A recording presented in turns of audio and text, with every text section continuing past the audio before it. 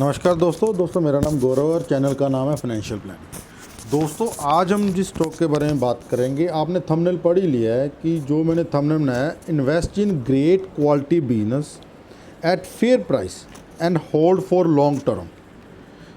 Friends, ये Bill Gates, आप सभी जानते हैं बिल गेट्स को। मिस्टर बिल गेट्स की लाइन्स हैं ये, उन्होंने ये बात कही है। मिस्टर बिल गेट्स, आप जानती हैं कि माइक्रोसॉफ्ट कंपनी के फाउंडर हैं। वो कंपनी को तो रन करते ही करते हैं, इसके साथ इसके अलावा वो बहुत अच्छे एक इन्वेस्टर भी हैं।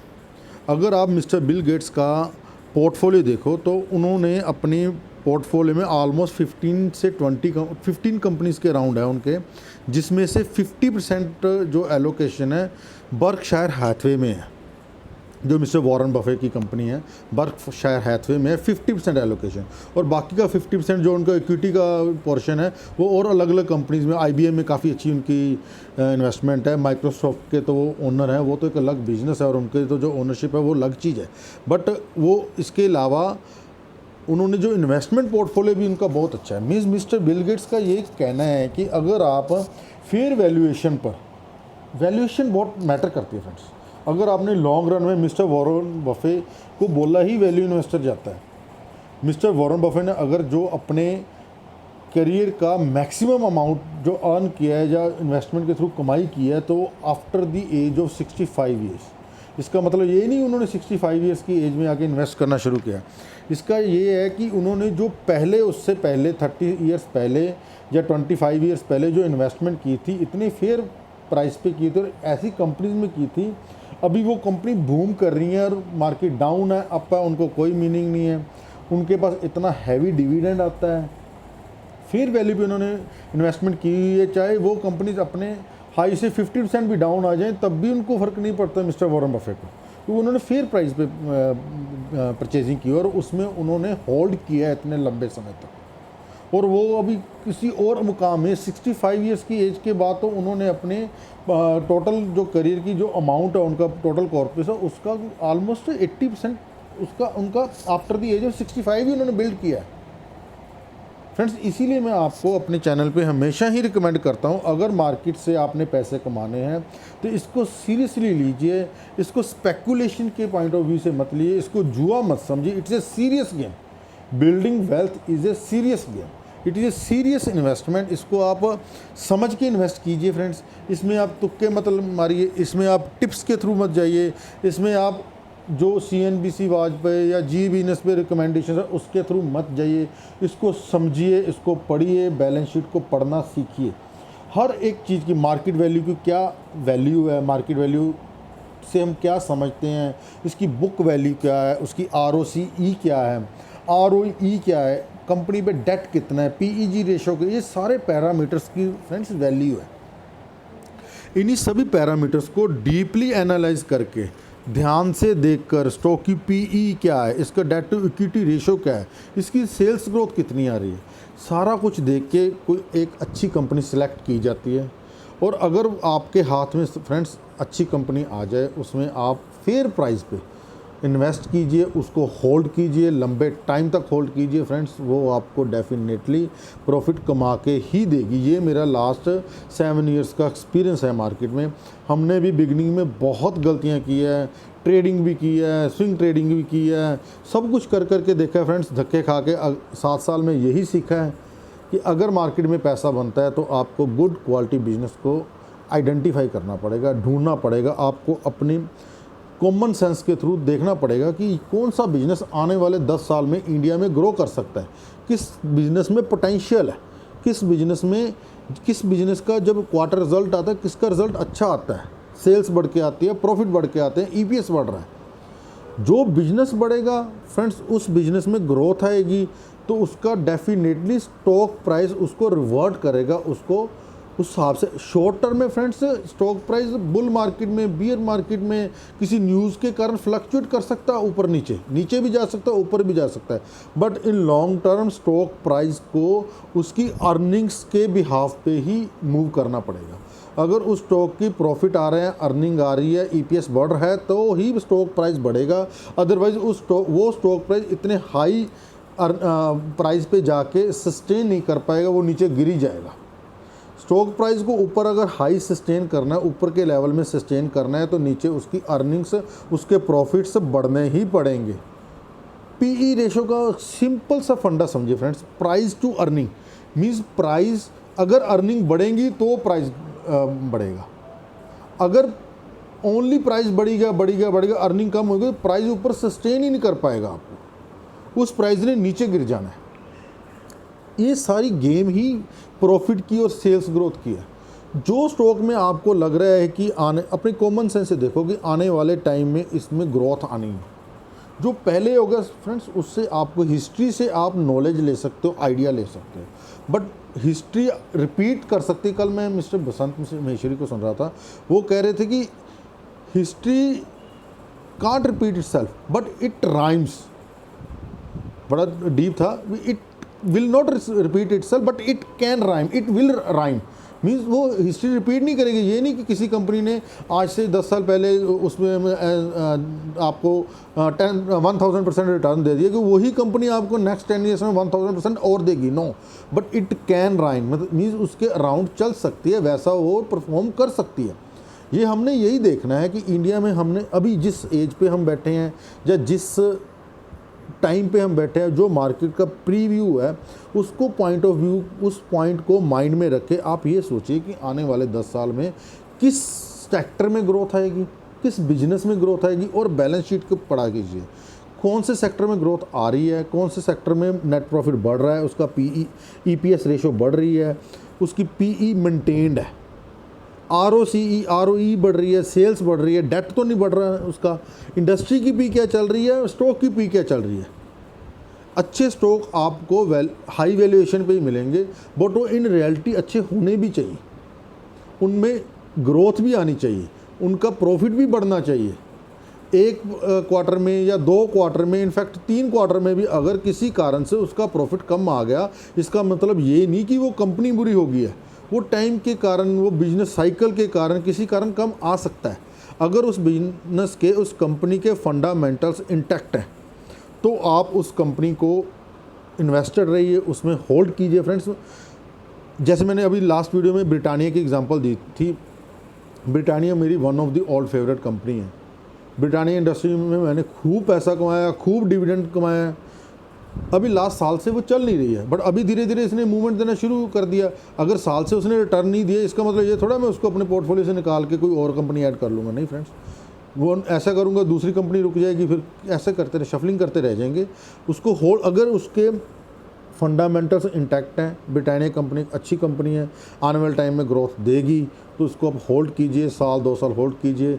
जब बढ़ने लगेगी 1 साल में ही डबल हो जाना है इसमें, तब आपके 3 ईयर्स का फ्रेंड्स एक जेन्युइन सी रिटर्न की एक्सपेक्टेंसी रखा कीजिए स्टॉक मार्केट से।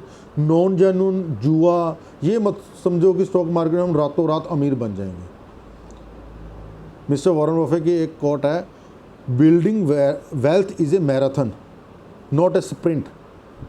ये स्प्रिंट नहीं है, अभी भागे तेज भागे और 400 मीटर कवर कर दिए, it is a marathon, it is a long term game friends. आप बोलोगे, कल मैं मिस्टर महेश्वरी को सुन रहा था, मिस्टर महेश्वरी यही कह रहे थे कि जो उनको इंट्राडे ट्रेडर्स के साथ बड़ा लगाव है, बड़ा लाइक करते हैं इंट्राडे ट्रेडर्स को। कारण ये है कि वो लोग बेवकूफ़ी करते हैं, वो पैसा मार्केट में रखते हैं और इन्वेस्टर उसको उठाता है। इन्वेस्टर पैसा कहाँ से कमाता है? इन्वेस्टर पैसा इंट्राडे ट्रेडर्स के, ये कॉल एंड पुट वाले की बेवकूफ़ी से कमाता है। 99% इंट्राडे ट्रेडर्स फेल होते हैं, 1% वो कामयाब होते हैं जिनको नॉलेज होती है, टेक्निकल की होती है, 10 साल का एक्सपीरियंस होता है, वो कामयाब होते भी हैं, पैसा खूब कमाते हैं, खूब। बट 99% फेल होते हैं। जो 99% ट्रेडर्स मार्केट में पैसा रख के जाते हैं, लिक्विडिटी रख के जाते हैं, वो सारा शिफ्ट होता है इन्वेस्टर्स की तरफ। हमने फ्रेंड्स बिगिनिंग में इन्वेस्टिंग ही करनी है। इंट्राडे ट्रेडिंग के बारे में दिमाग से भूत निकाल दीजिए, कुछ नहीं मिलता इंट्राडे ट्रेडिंग में। अल्टीमेटली इंट्राडे ट्रेडिंग में 1 ईयर के बाद आप अपना 50% प्रिंसिपल को लूज़ करके बैठ जाओगे। ये स्टॉक मार्केट ऐसी चीज़ है, वो लॉन्ग टर्म में अपने साथ किसी को रहने नहीं देती।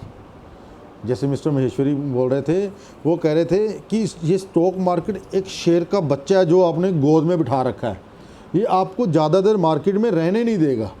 और अगर आपने अपने इमोशंस पे, अपनी पेशेंस पे कंट्रोल कर लिया, अगर आप मार्केट में रुक गए और आपने स्टॉक सिलेक्शन अच्छी कर रही, तो आपकी वेल्थ क्रिएट होनी ही होनी है। आपको वेल्थ ज़रूर क्रिएट होगी फ्रेंड्स। वेल्थ क्रिएट करने का उनका तो एक ही गुरु मंत्र है, अच्छे स्टॉक खरीदो।